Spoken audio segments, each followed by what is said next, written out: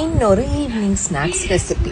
இந்த வாட்டி ஒரு creamy corn with mushroom try பண்ணியிருக்கேன். டெஃபினெட்லி இது ரொம்ப நல்ல ஹெல்த்தியான டிஷ்ஷும் கூட. ட்ரை பண்ணி பாருங்கள். Again with minimum ingredients. So ஒரு கடாய் எடுங்க, அந்த கடாய்க்குள்ளே பட்டர் போடுங்க, ஆனியன் போட்டு நல்லா ஃப்ரை பண்ணுங்கள். At the same time sweet கார்னை வேக வச்சுக்கோங்க. நான் என்கிட்ட ஸ்டீமர் இருக்கிறதுனால ஸ்டீமரை யூஸ் பண்ணி வேக வச்சேன்.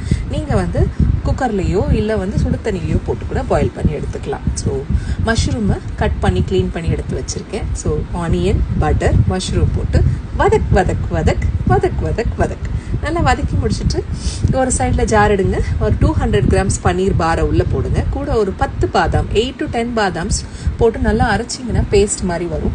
அதுக்கப்புறம் நம்ம வேக வச்சு போட்ட அந்த கார்ன் எடுத்து தூக்கி கடாய்க்குள்ளே கொட்டுங்க.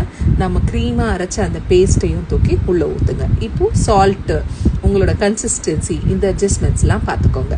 இதை கிளியராக பார்த்துட்டு இப்போ எல்லாம் கரெக்டாக இருக்குது அப்படின்னா கொஞ்சம் நேரம் கொதிக்க விடுங்க. அது கொஞ்சம் திக்காகும். இந்த ஸ்டேஜில் சில்லி ஃப்ளெக்ஸ், ஆரிகனோ ரெண்டுத்தையும் போட்டுக்கோங்க. லாஸ்ட்டாக சீஸ் ஆட் பண்ணுங்கள். மொசரல்லா கூட ஆட் பண்ணலாம், ப்ராப்ளம் கிடையாது.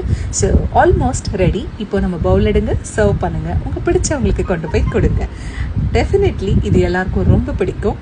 என் பையனுக்கும் ரொம்ப பிடிச்சிது. Thank you. See you in the next recipe.